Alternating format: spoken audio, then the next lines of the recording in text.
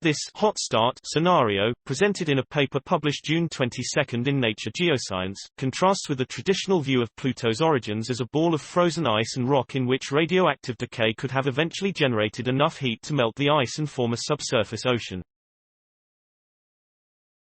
For a long time people have thought about the thermal evolution of Pluto and the ability of an ocean to survive to the present day, said co-author Francis Nimmo, professor of Earth and Planetary Sciences at UC Santa Cruz. Now that we have images of Pluto's surface from NASA's New Horizons mission, we can compare what we see with the predictions of different thermal evolution models. Because water expands when it freezes and contracts when it melts, the hot start and cold start scenarios have different implications. If it started cold and the ice melted internally, Pluto would have contracted and we should see compression features on its surface, whereas if it started hot it should have expanded as the ocean froze and we should see extension features on the surface, Bierson said.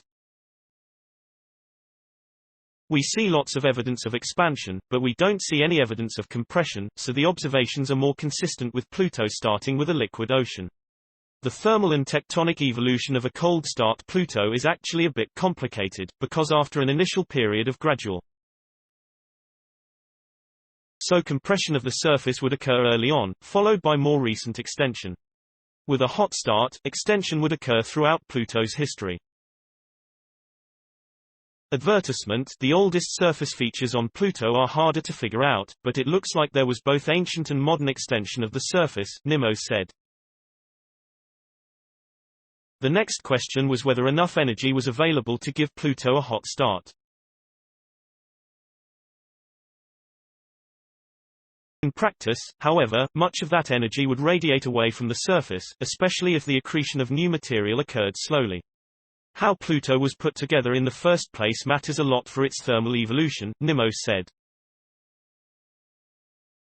If it builds up too slowly, the hot material at the surface radiates energy into space, but if it builds up fast enough the heat gets trapped inside. The researchers calculated that if Pluto formed over a period of less than 30,000 years, then it would have started out hot. The new findings imply that other large Kuiper belt objects probably also started out hot and could have had early oceans. These oceans could persist to the present day in the largest objects, such as the dwarf planets Eris and Makemake. Even in this cold environment so far from the Sun, all these worlds might have formed fast and hot, with liquid oceans, Bierson said.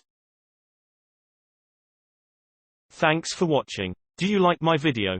Then show me your love by pressing like button. Please subscribe my channel and hit bell icon for new technology updates. Bye bye.